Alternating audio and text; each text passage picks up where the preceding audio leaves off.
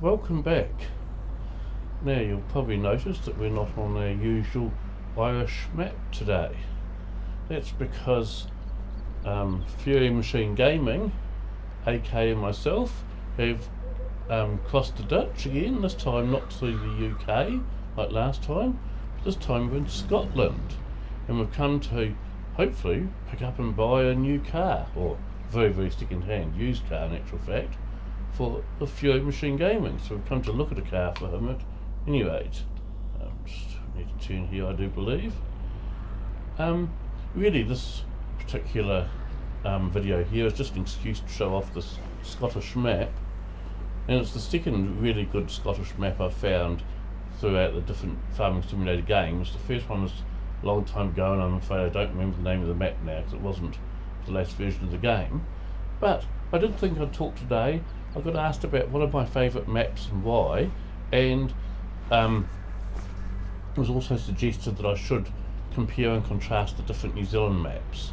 Now, I'm not going to compare and contrast the different New Zealand maps, and the reason I'm not going to do that is I'm not a map maker. I've never built a map from scratch, and so there's no way I'm ever going to knock someone else's work or belittle them in any way.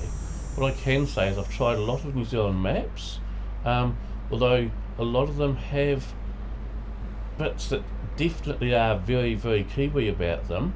None of them have really appealed to me too much, just because they seem to be based on bigger farms like you'd find in the South Island of New Zealand, whereas I like the smaller farms as you'd find more in the North Island of New Zealand. So the New Zealand maps I've tried, they're very good, and I'm certainly not going to knock them, but they don't quite capture the New Zealand farm that I like. And I will in fact actually be discussing a New Zealand map that I converted and made myself later in this episode. Anyway, so I thought I'd discuss what my favourite maps are. So I first started out on Farming Simulator playing FS13, and when I started playing Farming Simulator I was playing it on a PlayStation, so there weren't any modded maps, and I played Hagenstedt, the German map that's on FS13, which is a base game map made by Giants, of course. Now, with that map, this was before I really got into animals in any way whatsoever with Farming Simulator, so I ended up ploughing a lot of the fields together to make big fields out of, 2 or 3 smaller fields and things, and then getting the biggest combine harvesters and the biggest tractors and things I could find and using those on it. And I must admit, okay, we're down here at the docks, and I believe that the car we're looking for is down here on the docks somewhere, so we might have to stop and ask directions in a minute. We'll just see. Oh no, we have gone past it, because I was told that if we go past the timber place that we've gone too far, so we might just turn here, I think, let the car go past, then maybe reverse into that driveway across the road and head back again. Anyway, so the Hagenstedt map, which was one of the base game maps for FS13, oh good grief, I'm going to cause a real traffic jam here, aren't I? Indeed I am. I started making big paddocks and using big equipment, and that was really the last map I ever used big equipment on. I have occasionally sort of played a wee bit on a couple of American maps, especially I did one in a multiplayer map, which was a multiplayer one that Eustace Farmer ran the had going, and so I've done a wee bit of big farming work, but not very much, because from my experience I like a paddock that takes no more than about 15 minutes to harvest or plant or anything else, because sometimes when I'm playing this game I only have like an hour or so to play at a time. I don't want to spend an hour just harvesting one paddock, then coming back to it next time I've got some time to play and continuing harvesting the same paddock, then coming back and continuing to harvest the same paddock again, and so on and so forth.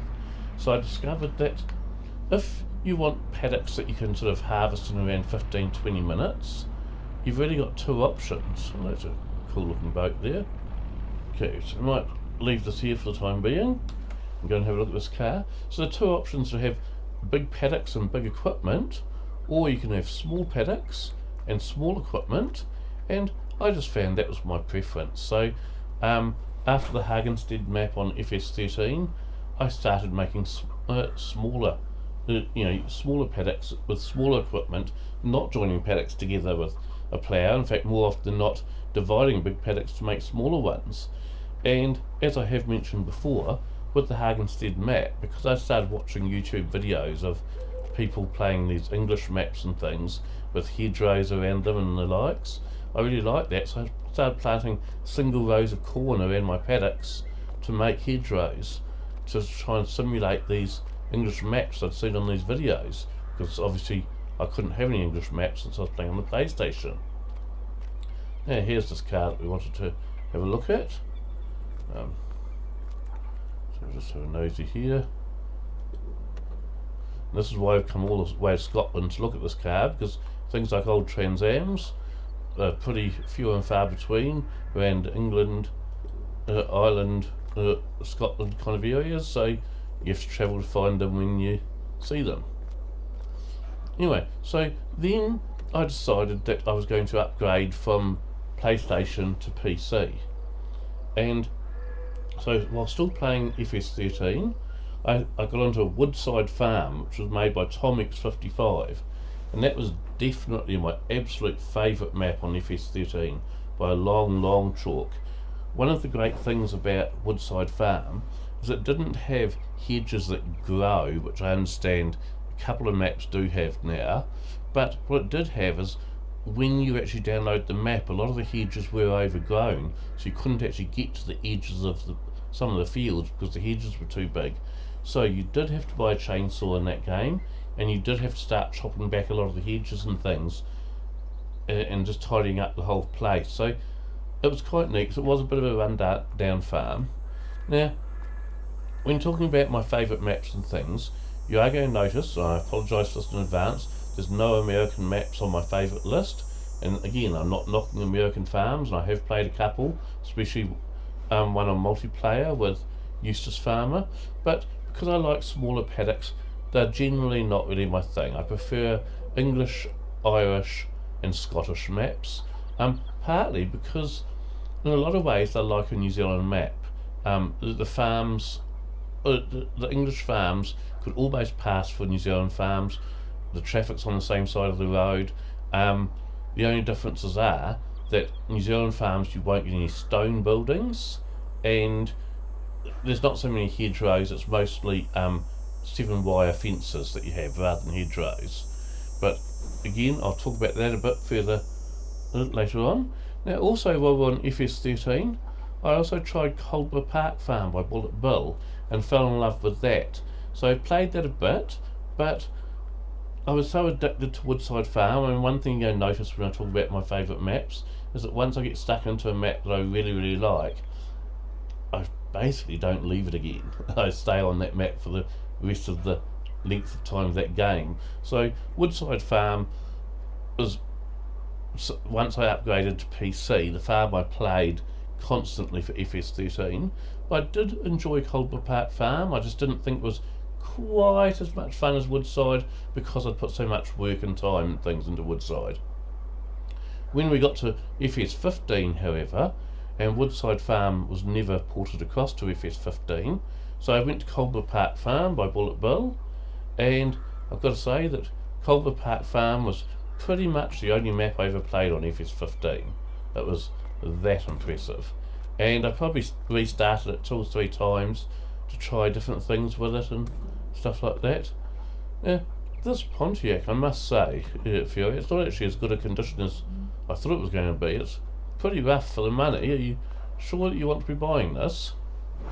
So yes, in FS15, the only map I really ever got into and played was Coldborough Park Farm by Bullet Bill.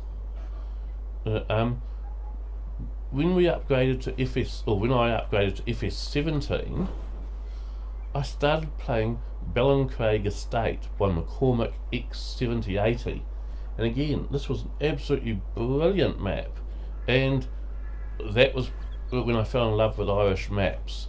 And I remember in Battlefest 17 is when this other Scottish map was out too, which I really enjoyed, but never got into because I was just so addicted to Ballincraig Estate that really that's the only map I played in FS 17.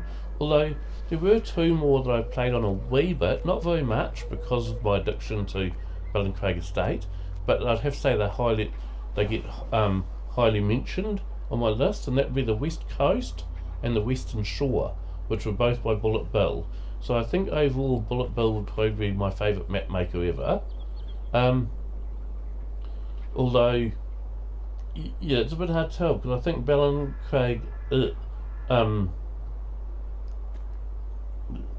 Ballincraig, which was made by, let's see, McCormick X7080, was actually my favourite map on FS 17. Although, yeah, as I said, the West Coast and the Western Shore were pretty damn close. FS 19, I started playing Ballincraig Extended. Now, that again was by McCormick X7080 with Chris 6610 also helping with that. Now, I must admit that the Ballincraig Extended had some real problems with it. So here, Fury, I think he's decided not to buy that Pontiac. The condition of it's just too rough. So we've driven all the way to Scotland, all for nothing, except at least it gives you a good chance to check out this map. So yeah, Ballincraig Extended, Eustace Farmer actually helped me a lot.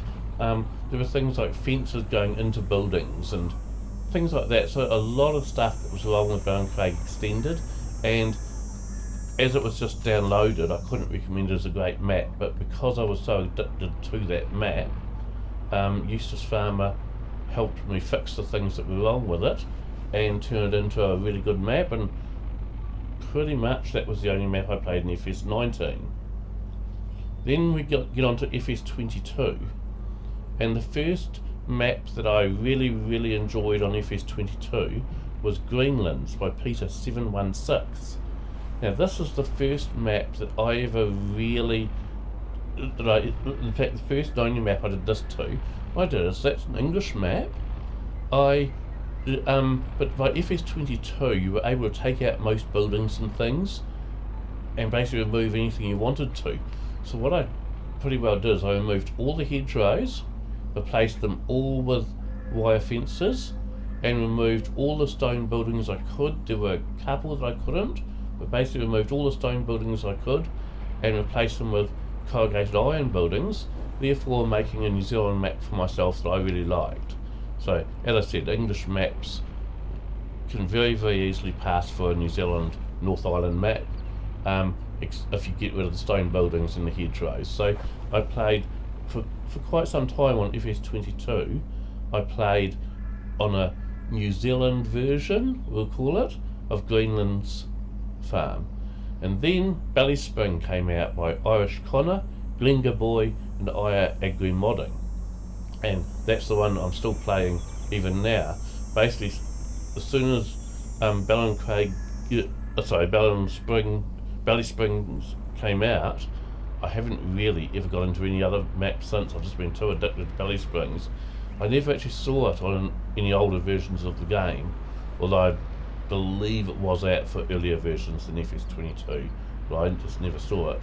Now there's a couple of other maps that I'd put down as highly recommended for FS 22 and I absolutely love, but I just haven't been able to get into them, again because of my addiction to Ballysprings. I just haven't had time to get into any of these other ones. The other ones that I'd really say are great would be Fairhead Farm by Fast Farming, Arkley Farm by Shane 5465 and Fast Farming, and Gatehead 22, which is this map that we're on right now, by MJ Modding.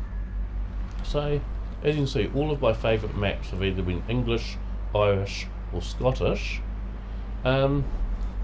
Overall, if I had to pick one absolutely favourite map, I'm really not sure. My three favourites would be Woodside Farm, which never got ported across to any game since FS 13, so it's been a very long time since I played that one. Ballincraig Estate and Belly Springs. That would be my 3 favourite maps in no particular order if I had to choose just 3, which is kind of funny because none of those are Bullet Bill maps, and yet I think Bullet Bill would still be my favourite map maker in total. His maps are pretty brilliant, but just, yeah, for some reason there was always just another map that just slightly appealed to me more. Now, as I said, none of what I've just said is to detract from any other maps or map builders. I'm not knocking New Zealand map builders in any way whatsoever. They've done some really, really good work, way better than I could ever do. I'm not knocking any American maps. I have enjoyed playing on some of them, but they're just, to me, they don't quite appeal quite as much as an English, Irish or Scottish map does. So yeah, that's what I thought I'd discuss today, was my favourite maps, because I was asked about that, and I wanted an excuse to kind of showcase this map because it only came out a couple of weeks ago, and of course most people are already on the wind down of FS22, so a lot of them wouldn't have even seen this map. It is available on the Mod Hub if you do want to download it though, and this one is called Gatehead 22. Okay, well, we might call it here then, and I'll say goodbye for now. Thanks, bye.